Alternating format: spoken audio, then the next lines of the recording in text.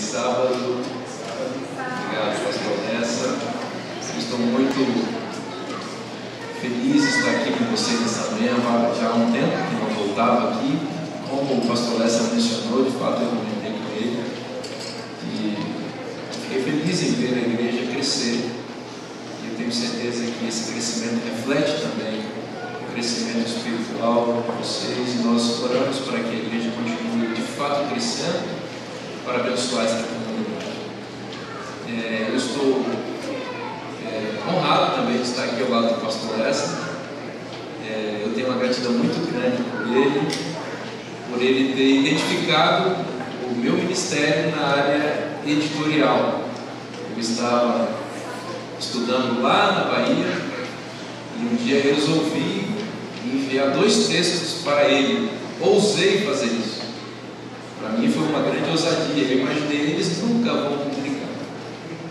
E qual foi a minha surpresa? Quando alguém disse que havia saído um texto meu na revista Adventista, no ano de 2010. E eu fiquei muito surpreso e muito feliz. E o pastor Lessa não tinha nem me falado, me informado nisso. Eu enviei e ele publicou. Eu fiquei muito feliz. E depois, no ano seguinte, no mês de abril, que já era o meu último ano de formação, ele publicou um texto maior, que foi matéria de cabo. Eu confesso que quando ele publicou a matéria de cabo, eu pensei, eu acho que isso vai dar em alguma coisa aí. Mas a gente não tinha conversado ainda e eu fui trabalhar no distrito. E depois recebi um convite para fazer um teste na casa publicadora. E isso depois se transformou num chamado e eu estou aqui já há 6 anos. Mas eu tenho por ele esta gratidão. Eu creio que Deus usou nesse sentido e em muitos outros casos. E não só por isso, o pastor Lessa é um homem que nós temos um carinho especial, porque tem sido um instrumento nas mãos de Deus e uma referência para vocês. Quero convidar vocês a abrir a palavra de Deus no livro de Gênesis, capítulo 4. Eu tenho apresentado esta mensagem em algumas igrejas e eu gostaria também de apresentar a vocês aqui este texto e as reflexões a partir dele. Convido vocês mais uma vez a fechar os olhos e falarmos com Deus. Nosso Deus, chegou a hora em que vamos estudar a Tua Palavra. Pedimos que ela fale profundamente ao nosso coração. Tu conheces as necessidades mais íntimas que temos e pedimos que, ao lermos este livro sagrado, ao refletirmos sobre as palavras aqui escritas, Tu atendas aquilo que precisamos, atenda as necessidades que precisamos, de modo que, ao sairmos daqui, saiamos abençoados por Ti.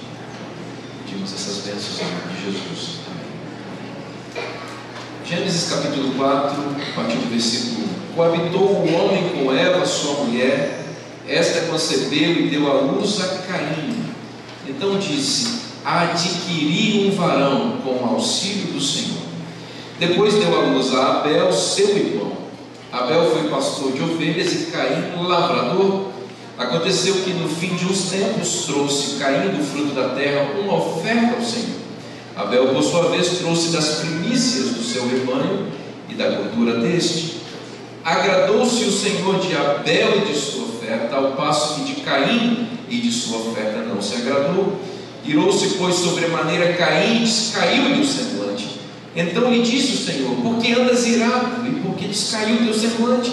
Se procederes bem, não é certo que serás aceito. Se todavia procederes mal, eis que o pecado jaz à porta. O seu desejo será contra ti, mas a ti cumpre dominá-lo. Disse Caim a Abel, seu irmão: vamos ao campo. Estando eles no campo, sucedeu que se levantou Caim contra Abel, seu irmão, e o matou. Versículo 10. E disse Deus: que fizeste? A voz do sangue de teu irmão clama da terra a mim. Versículo 16. Retirou-se Caim da presença do Senhor e habitou na terra de Nod, ao oriente do Éden. Versículo 25. Tornou Adão a coabitar com sua mulher, e ela deu à luz um filho, a quem pôs o nome de Sete, porque disse ela: Deus me concedeu outro descendente em lugar de Abel, que Caim matou. Esta é a palavra do Senhor.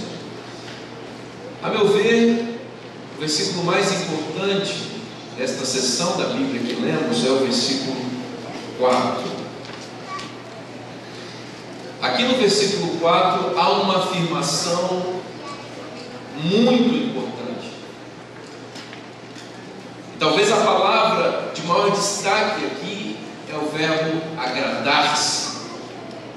A Bíblia diz que Deus se agradou de alguém de sua oferta e se desagradou de outro alguém e de sua oferta. Então, esta mensagem encontra seu centro aqui. O que faz Deus se agradar de uma pessoa e das coisas que essa pessoa faz ou oferece? E o que faz Deus não se agradar de alguém e das coisas que essa pessoa faz ou oferece? A mensagem dessa manhã é basicamente sobre isso. Eu peço que você mantenha a sua Bíblia aberta para que a gente possa entender isso daqui. O primeiro versículo apresenta uma informação interessante. Diz que o primeiro casal, Adão e Eva, tiveram filhos. E o primeiro filho, provavelmente eles tiveram filhos gêmeos, provavelmente porque aqui não se informa de uma outra concepção, apenas uma. Mas dos dois filhos, um nasceu primeiro naturalmente, e este foi chamado de Caim.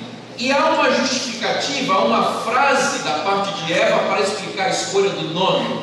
Ela diz: adquiri um varão com o auxílio do Senhor. A palavra Caim significa aquele que compra ou comprar. Tem a ver com o verbo comprar, adquirir. Esse foi o primeiro filho. E observem que a frase é adquirir um varão com o auxílio do Senhor.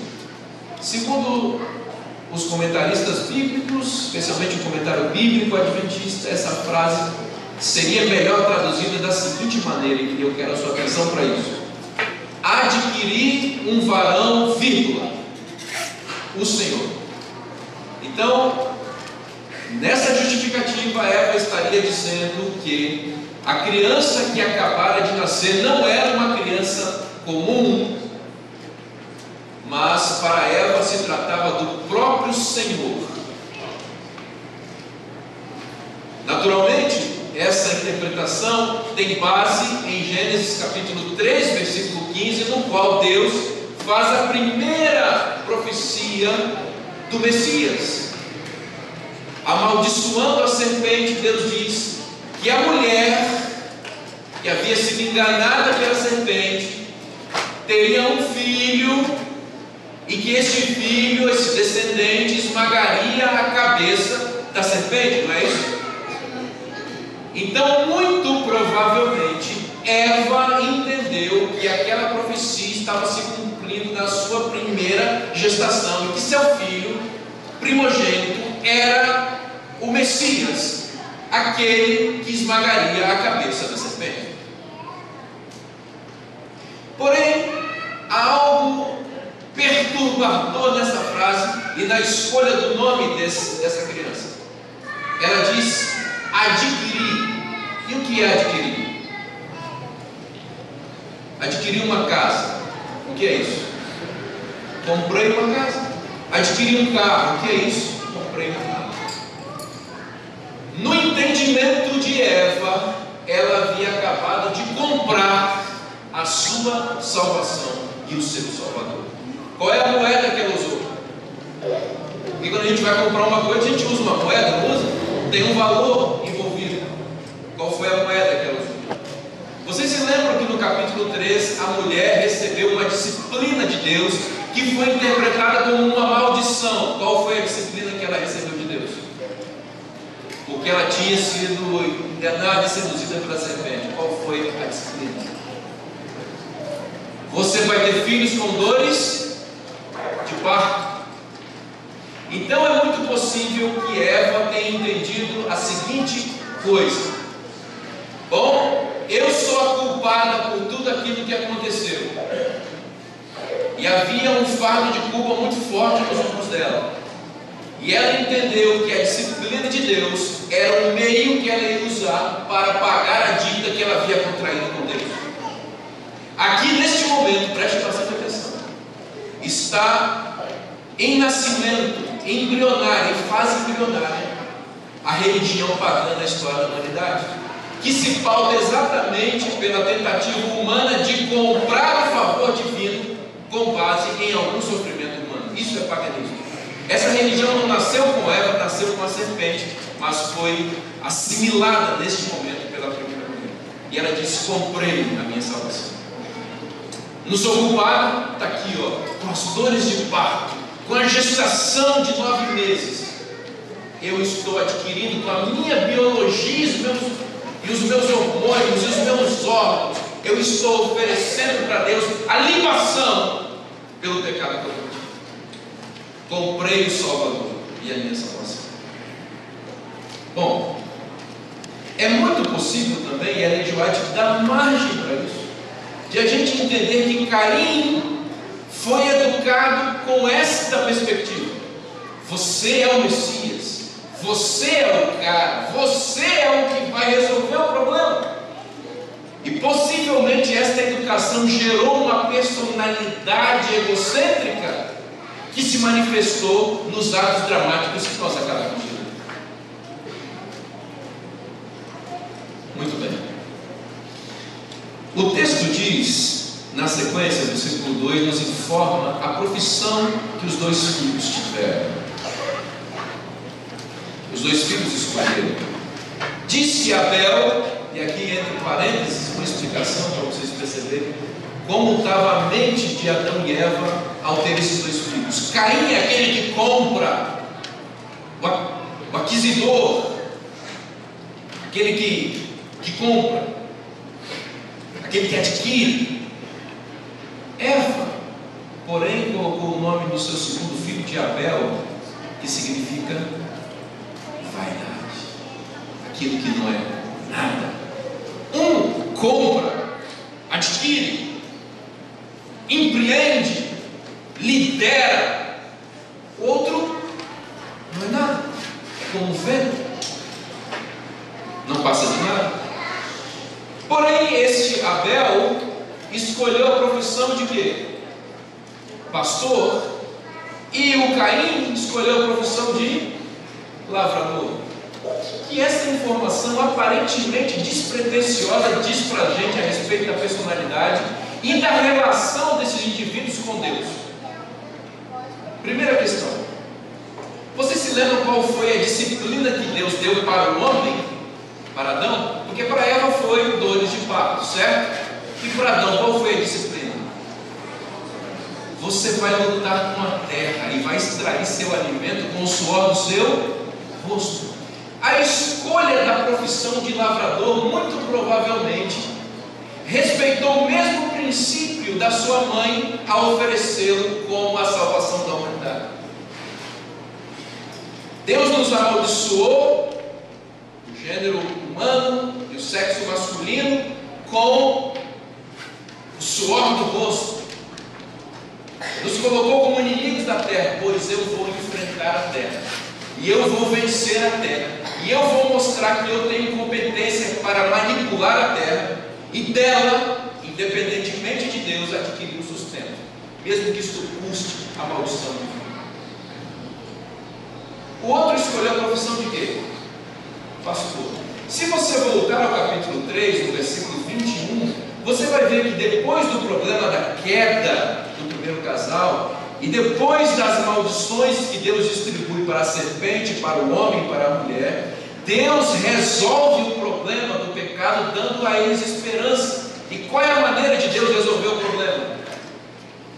O homem e a mulher estavam nus, não era isso? E eles costuraram para si roupas de folhas de figueira. Alguns rabinos acreditam que a árvore do conhecimento do bem e do mal era até a figueira, que Adão foi lá e tirou as folhas para construir roupa para si, mas isso está no campo bem da especulação, porque a Bíblia não diz nada a respeito disso. Mas o fato é que o homem tinha feito roupas de quê? De folhas de figueira. Mas o versículo 21 do capítulo 3 diz o seguinte: fez o Senhor Deus vestimentas de peles para Adão e sua mulher, e os vestiu. Peles é o quê? Peles, a expressão peles aqui nos faz entender que um animal, cervo, ovelha, um animal teve que morrer para Deus retirar a pele, e Deus mesmo, meu pai era alfaiate, Deus foi o primeiro alfaiate da face da terra. Deus foi lá e fez roupas de peles, e não suficiente fazer, o texto diz que Deus os vestiu como um pai veste crianças. Deus não pegou a roupa e colocou no armário de uma árvore no meio da floresta e disse: vai se veste. Deus fez a roupa e colocou nos seus filhos. A escolha da profissão de Abel, que era o quê? Pastor, provavelmente se refere à bênção que Deus havia dado, que Deus dera para o primeiro casal. Enquanto Caim escolhe uma profissão vinculada com a maldição, Abel escolhe uma profissão vinculada com a bênção de Deus. Isso é interessante, né? Isso é interessante porque isso é revelador a respeito da personalidade desses indivíduos. Bom, chegamos até o versículo 3, e no versículo 3 nós encontramos uma situação interessante, porque aqui diz que os dois irmãos resolveram apresentar uma oferta a Deus.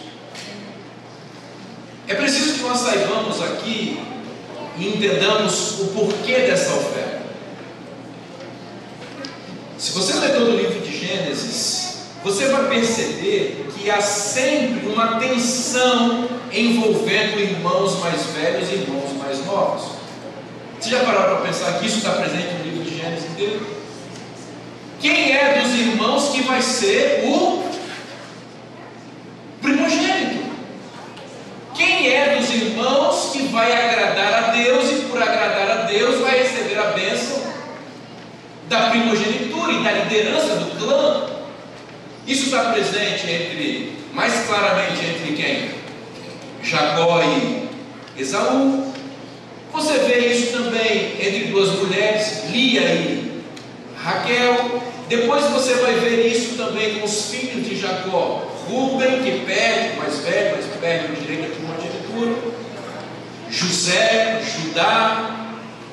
Isso é uma coisa que está perpassando todo o livro, e um princípio se percebe no livro inteiro em relação a essa disputa entre irmãos sobre quem vai ser o líder. Deus não está nem aí para a cronologia do nascimento, porque na cultura da época o primogênito deveria ser o filho que nasceu primeiro, mas Deus não está levando isso em consideração. Então, nessa disputa entre irmãos aqui no capítulo 4, a coisa é resolvida por meio da oferta que eles entregam, e Deus vai escolher por meio da sua manifestação, da sua reação à oferta que eles trazem. Bom, o versículo 4, que eu disse que é o mais importante, aliás, ainda no versículo 3, um detalhe aqui que também é importante para a nossa cultura bíblica. A expressão diz que Caim, aconteceu que no fim de uns tempos trouxe Caim do fruto da terra. A expressão no fim de uns tempos provavelmente se refere ao fim do único ciclo de tempo que Deus criou, que é a semana.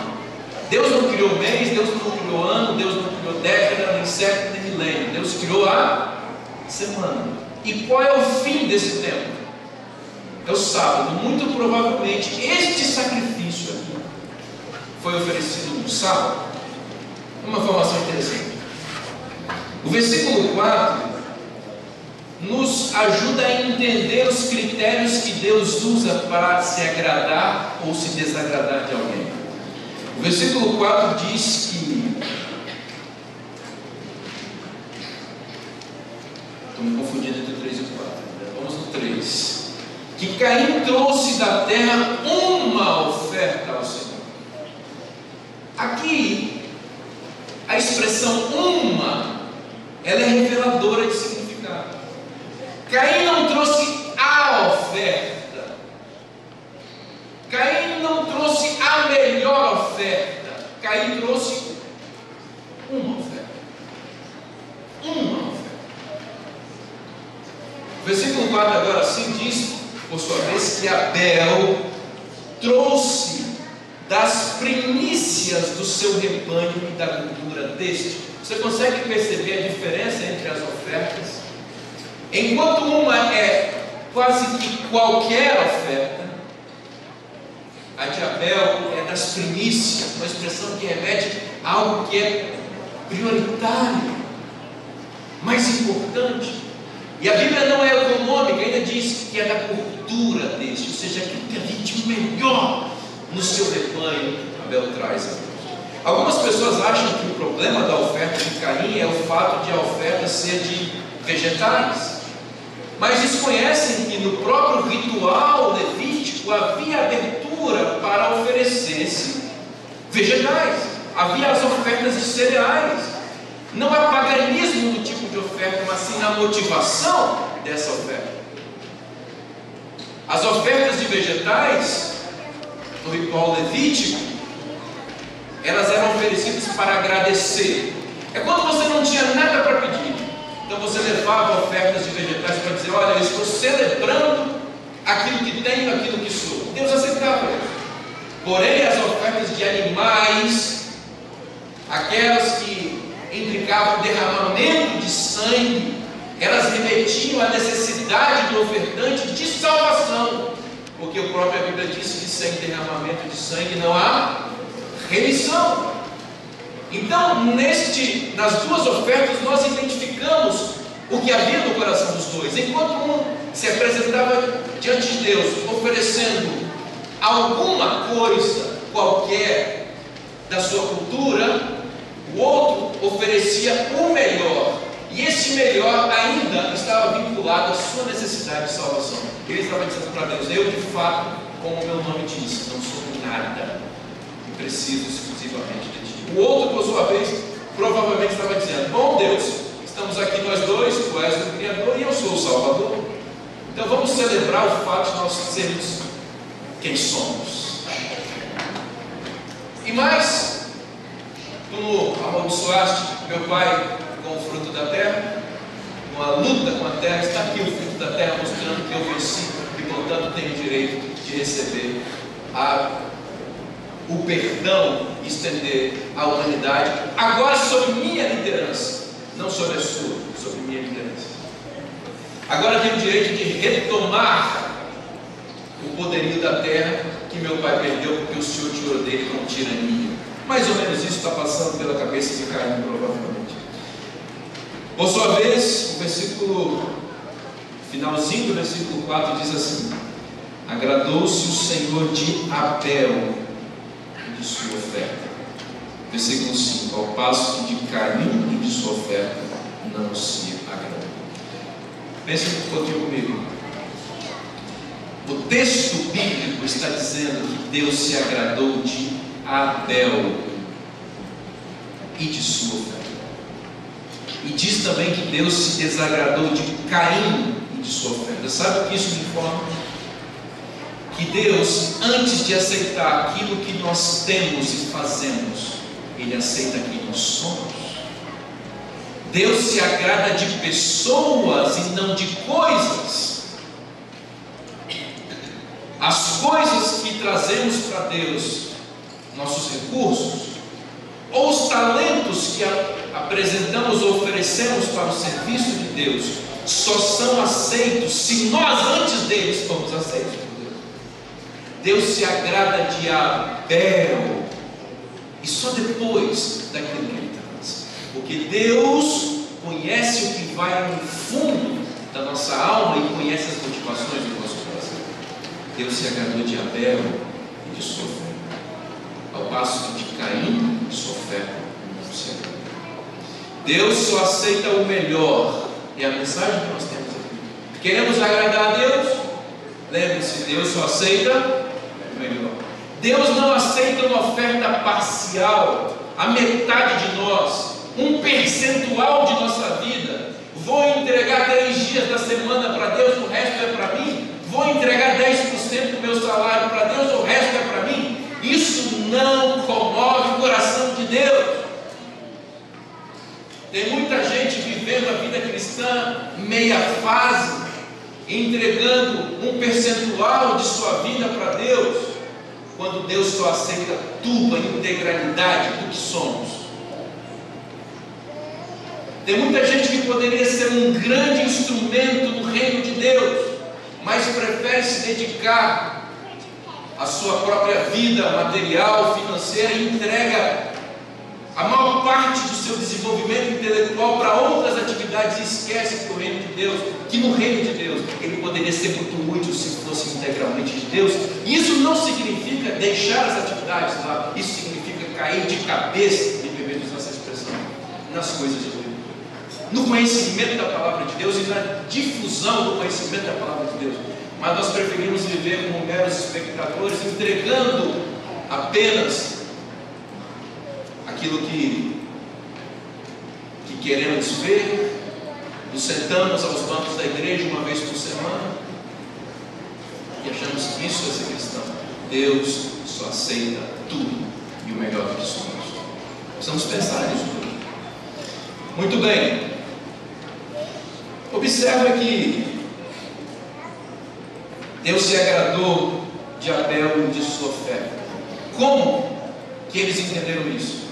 Desceu fogo do céu e consumiu a oferta de Abel, ao passo que a de Caim ficou ali, sobre o altar, sem nenhuma manifestação de aprovação divina. Qual foi a reação de Caim à negativa de Deus à oferta que ele trouxera? O texto diz no versículo 5 que Caim se irou e descaiu no semblante. Essa é a reação típica de uma pessoa mimada. Quando alguma coisa que ela faz não é aceita, quando ela não recebe aprovação, seja de Deus, seja de seus pais, dos seus familiares ou do seu trabalho, a tendência de uma pessoa mimada é se irar e ficar com o semblante descaído, em outras palavras, fazer biquinho. As coisas têm que ser do meu jeito, porque se não for do meu jeito, eu não aceito. É assim que pessoas mimadas e que desagradam a Deus tendem a se comportar. Nunca conseguem fazer autocrítica, perceber em que falharam para tentar corrigir sua rota. Mantêm-se teimosos no rumo errado que escolheram, achando que só daquela forma a coisa tem que ser. Caim se irou. Agora você acha que Deus trata como pessoas que se comportam de maneira mimada? Deus abandona essas pessoas. Quando você é mimado com Deus, faz beicinho para Deus, não vou mais lá naquela igreja porque ninguém me dá oportunidade ali. Ou então quando você tem comportamentos pecaminosos arraigados no seu coração, como orgulho e inveja, Deus abandona você. Deus não age assim. Veja aqui no texto bíblico, Deus foi até Caim e foi dialogar com ele. E Deus perguntou: por que você está assim, meu filho? Versículo 6. Por que você está irado? Por que seu semblante está dessa maneira? E aí Deus diz alguma coisa para Caim que lamentavelmente a maior parte da nossa Bíblia se traduz de uma forma equivocada. Está no versículo 7. Porque a forma como o versículo 7 está escrito sugere quase que uma salvação pelas obras. O versículo 7 diz assim: se você proceder bem, você será aceito. Se você proceder mal, eis que o pecado jaz à sua porta, e o seu desejo será contra ti, mas vai te dominar. Deixa eu dizer para vocês qual é a melhor maneira de traduzir esse verso aqui, segundo os estudiosos do texto bíblico hebraico. Seria mais ou menos assim: Caim, vou parafrasear, se você proceder bem, a sua liderança será aceita. Você é o filho mais velho. Se você fizer o que é certo, os seus subordinados, incluindo seu irmão, vão aceitar a sua liderança. Porém, se você proceder errado, há um sacrifício que jaz à porta. Vai lá, que eu restauro a sua condição. É isso que Deus quis dizer com essa expressão, a porta. Que porta é essa? Vocês se lembram que quando Adão e Eva foram expulsos do Éden, Deus colocou à porta do jardim querubins? Isso está lá no capítulo 3, no finalzinho do capítulo 3. Deus colocou querubins. Vocês são conhecedores do texto bíblico que vão saber que quando Moisés edificou o tabernáculo no deserto, ele fez pátio, lugar santo e lugar santíssimo. Entre o lugar santo e o santíssimo havia uma cortina, na qual, entre outras coisas, estavam bordadas as imagens de quê? De querubins. De onde Moisés tirou essa informação? Dos querubins que protegiam a entrada do Éden, evitando que uma pessoa impura adentrasse no local santo ou santíssimo. O Éden é o santíssimo, é o santuário de onde a humanidade saiu. E o tabernáculo no deserto havia o local santíssimo, onde não se podia adentrar. Os querubins protegiam. A exemplo do que havia no tabernáculo, no templo de Salomão e nos santuários que foram construídos, Adão, isso é informação de Ellen G. White, construiu um altar de sacrifício à porta do Éden. E era ali que Adão e sua família ia para adorar a Deus, como que dizendo: Senhor, deixa a gente voltar para ir para dentro. O altar de sacrifício foi construído ali. E é muito possível que estes sacrifícios que Adão que Caim e Abel apresentaram foram neste altar que Adão construiu a porta do Éden. Então Deus está dizendo para Caim: você procedeu mal, não fica triste, tem redenção para você. Se você for até ao altar e se arrepender dos seus pecados, tem um sacrifício lá. Eu perdoo você, eu restauro você. Aqui Deus está ensinando, meus queridos amigos, qual é o método dele de resolver conflitos. Qual é o método de Deus de resolver problemas? Você está passando problema na sua vida matrimonial? Sabe o que Deus diz para você? Ao invés de você ficar fazendo piquinho pelos cantos da sua casa, não vou falar com a minha esposa, nem vou falar com o meu marido, nem com os meus filhos, desistir da minha família, porque nada dá certo para mim, o jeito agora é eu sair daqui. Sabe o que Deus diz quando a sua autoridade está sendo ameaçada, quando as coisas não estão indo bem dentro da sua casa, ou em qualquer outra circunstância da sua vida? Deus diz: há um sacrifício à porta, vai lá, que eu restauro você. Você cometeu erros, mas tem perdão, tem provisão de graça disponível para você. Vai lá, tem um sacrifício. Esse sacrifício é símbolo daquele sacrifício que foi oferecido no Calvário. Sacrifício este cujos méritos estão sendo oferecidos dentro do Santíssimo do céu. E Deus nos convida: vem cá, eu restauro você. Esse é o método de Deus de resolver problemas. É assim, ó: vem cá no santuário, tem um sacrifício. Esse sacrifício foi feito para salvar você, para colocar você no céu, mas também para resolver seus conflitos, seus dilemas existenciais e humanos. Há um sacrifício agora. Esse é o método de Deus de resolver problemas.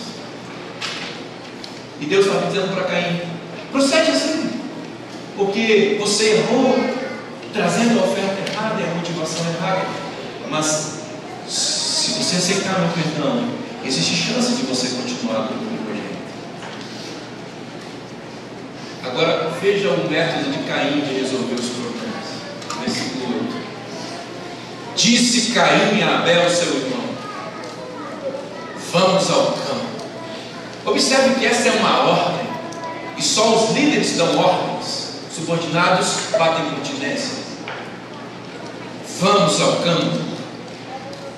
Método de Caim de resolver conflitos.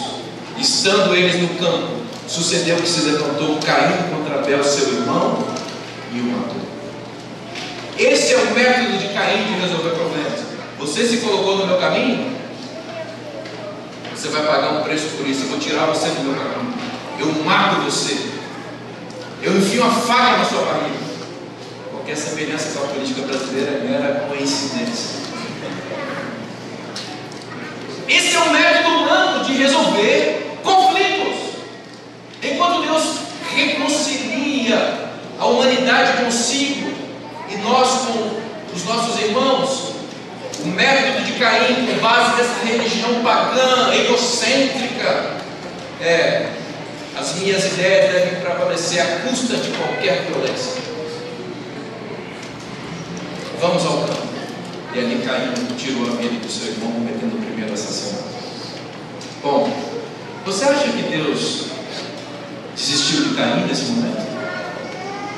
Da mesma maneira como Deus se apresentou para ele quando ele ofereceu a oferta errada, Deus voltou a falar com ele. Por que Deus voltou a falar com ele? Porque Deus sempre quer salvar seus filhos, mesmo quando eles são teimosos, mesmo quando eles cometem coisas terríveis, como foi o primeiro assassinato, ou como qualquer outro pecado. E no versículo 9, Deus pergunta: onde está Abel, teu irmão? E a resposta de Caim foi a primeira piada que foi registrada na face da terra. Vocês sabiam disso? A primeira poesia foi Adão que fez: é céus, ossos dos meus ossos. Primeira poesia. E a primeira piada: por acaso sou eu o tutor do meu irmão? Na tradução em português não parece piada, mas isso aqui no original hebraico é uma piada. E a primeira piada que alguém fez na face da terra, que foi registrado, foi de um homem ironizando a fala de Deus. Veja como Caim tratava Deus com piadas. Então Deus muda o tom do seu discurso, e no versículo 10 diz de forma séria para Caim: que fizeste? A voz do sangue de teu irmão clama da terra a mim. Que expressão estranha é essa daqui, não? Primeiro, se você ler todo o relato de Gênesis capítulo 4, você vai perceber que Abel não falou nenhuma palavra. Nenhuma palavra. Só quem fala aqui neste capítulo é Caim e Deus, as duas pessoas mais importantes hierarquicamente. Abel não fala nada. Abel é quase que um mudo. Porém, quando Abel morre, Deus diz a Caim, usando essa expressão estranha: a voz do sangue do teu irmão clama da terra a mim. Isso é uma ironia muito grande. O indivíduo que não tinha falado nada até então, agora está falando, mas depois de morto. Você sabe que mortos não falam? Naturalmente nós queremos isso. Então Deus está usando uma expressão, está dizendo: olha, o seu irmão sofreu uma injustiça, e eu não suporto injustiças. E quando a injustiça é cometida, eu me movo do meu trono, e eu venho à terra para ver o que aconteceu, porque a injustiça me move, para que eu possa executar a justiça. A voz do sangue do teu irmão clama na terra a mim. É muito interessante como o apóstolo Paulo, em Hebreus capítulo 11, versículo 4, bota seu dedinho aqui em Gênesis e vai comigo a isso, Hebreus capítulo 11, versículo 4. É muito interessante como o apóstolo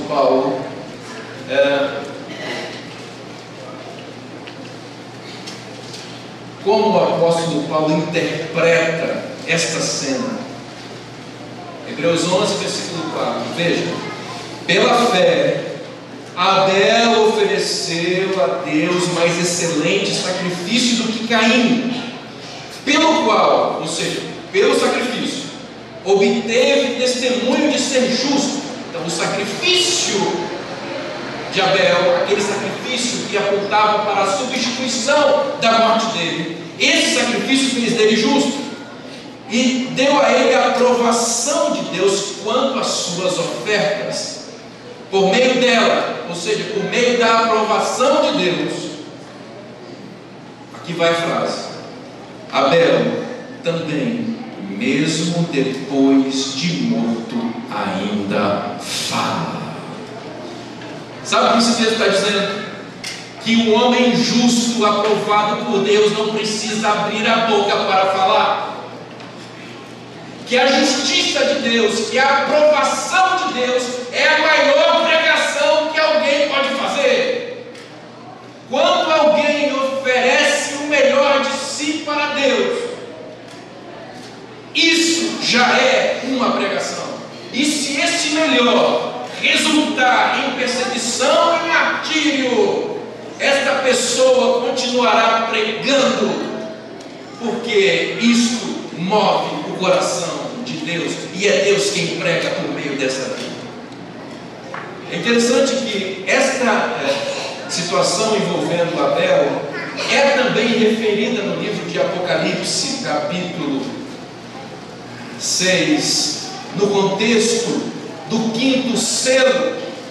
E aqui também é um texto difícil de entender, mas se nós percebemos uma alusão à experiência de Caim e Abel, ao sacrifício de Abel, nós vamos entender esse texto, versículo 9, capítulo 6, versículo 9 de Apocalipse.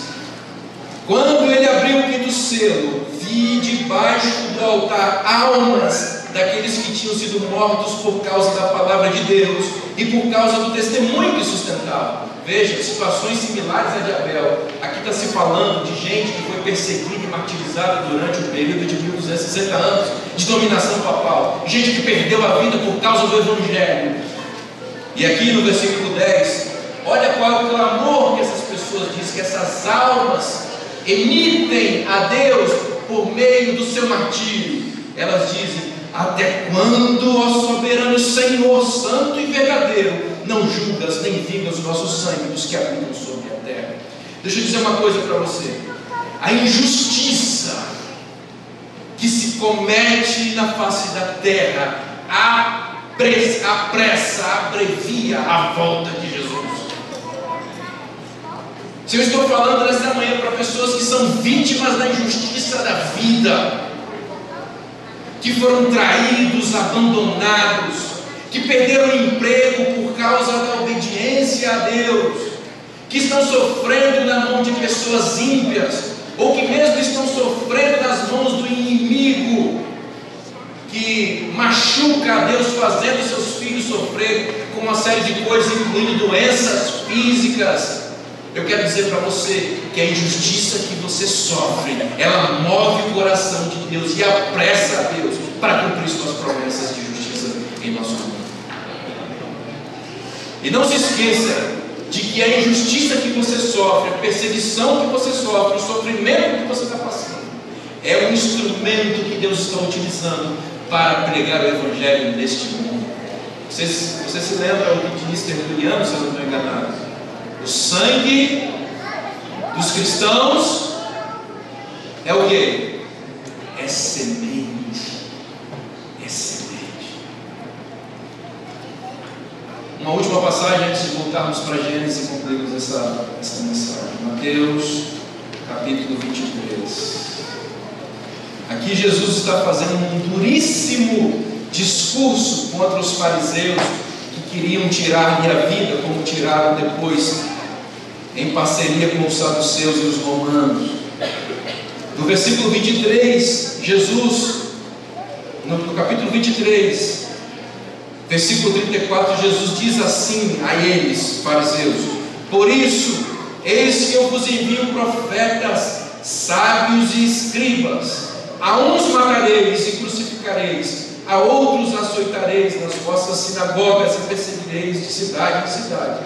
Agora veja o versículo 35: para que sobre vós recaia todo sangue, para que sobre vós recaia todo sangue justo derramado sobre a terra, desde o sangue do justo Abel até o sangue de Zacarias, filho de Baraquias, a quem matastes entre o santuário e o altar. É interessante nessa passagem, em que Jesus está aludindo à perseguição que os justos sofreram e sofrem, ele equiparar dois nomes da história do povo de Deus. O primeiro, Abel, chamado de justo, e Zacarias, o último mártir do Antigo Testamento. O último mártir do Antigo Testamento. O primeiro e o último. E é interessante Jesus dizer que Zacarias, o último mártir do Antigo Testamento, foi morto entre o santuário e o altar. E é muito possível que o martírio de Abel também tenha sido entre o altar que ele ofereceu o sacrifício e o santuário que é o Éden. Então Deus equipara esses dois justos aqui, porque os dois tipificam ou simbolizam o justo com J maiúsculo, que também seria morto entre o altar que é esta terra, e o santuário celestial, lá no céu. Jesus, como Abel e Zacarias, também foi oferecido entre o altar e o santuário, porque ele foi pendurado na cruz do Calvário. Voltemos ao livro de Gênesis para encerrarmos a mensagem desta manhã. Bom, Deus tenta salvar Caim de todas as formas, inclusive acentua a disciplina sobre ele, porque toda vez que Deus nos disciplina, Ele quer nos salvar. Deus coloca sobre ele uma marca, tentando redimi-lo, mostrando sua misericórdia. Mas o versículo 16 apresenta uma nota triste a respeito da decisão de Caim sobre as ofertas de graça de Deus. Retirou-se Caim da presença do Senhor e habitou na terra de Nod, ao oriente de Eva. Retirou-se da presença do Senhor. Ou seja, não quero mais ouvir o Senhor falar. Eu vou viver numa terra sem Deus, onde eu serei o meu próprio Deus. Observem que a situação de Adão e Eva agora era caótica, porque todas as esperanças de salvação deles estavam concentradas no seu filho mais velho. E eles descobriram que seu filho mais velho havia se tornado um demônio. Portanto, não poderia ser o agente que salvaria a humanidade, esmagando a cabeça da serpente. Finalmente descobriram então que o filho que seria o prometido era o mais novo. Mas o que acabara de acontecer com o mais novo? O mais novo também estava morto. Portanto, para Caim e Abel, para Adão e Eva, tudo estava perdido. Não havia mais filhos, não havia mais descendência, não havia mais descendente que esmagaria a cabeça da serpente.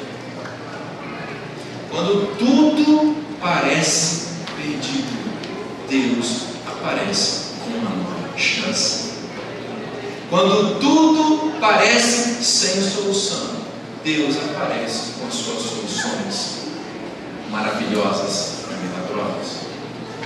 E assim nós percebemos no versículo 25, o último verso: tornou Adão a coabitar com sua mulher, e ela deu à luz um filho, a quem pôs o nome de Sete, porque disse ela, e aqui vai a frase mais importante: Deus me concedeu outro descendente em lugar de Abel. Não era Caim, era Abel. Em lugar de Abel, que Caim matou. Você se lembra como nós começamos essa mensagem? Lá no versículo 1. No versículo 1 informa, o versículo 1 nos informa que Eva comprou a sua salvação. Achou que tivesse comprado, e ali ela estava dando curso à religião pagã que compra o favor dos deuses que estão irados contra a humanidade. Isso é paganismo. Porém, depois desse banho de graça que Deus deu para eles, por meio dessa situação dramática que eles viveram, Eva tem um novo filho, que é sua nova chance de salvação. E agora, compreendendo o Evangelho, ela diz: eu não comprei nada, Deus me concedeu outro descendente em lugar de Abel e Caim. Como é que a gente faz para agradar a Deus? Não é comprando Deus com coisas ou com atos que praticamos e achamos que são suficientes para torná-lo amável em relação a nós. Nós agradamos a Deus quando nós recebemos das mãos dele a única oportunidade que temos de salvação. Nós agradamos a Deus quando nós recebemos a oferta de salvação que só Ele pode nos dar. Deus me concedeu outro descendente em lugar de Abel e Caim. Como eu disse aqui, está tudo perdido para você? Pensou até em abandonar a igreja? Acha que a sua vida espiritual é um fracasso? Acha que só você não agrada a Deus porque as coisas não vão bem para você? Esquece de tentar com seus próprios méritos agradar a Deus. Você não vai conseguir. Deus recebe seus dízimos, Deus recebe seus serviços, seus talentos e seus dons, mas antes de recebê-los, Deus recebe você integralmente. E você só se entrega integralmente a Deus quando reconhece que Deus já entregou tudo de si para que você possa ser entregue. Então, o convite do Senhor para você nesta manhã é: pare de lutar com suas próprias forças e receba de graça a oferta de salvação que o Senhor lhe oferece.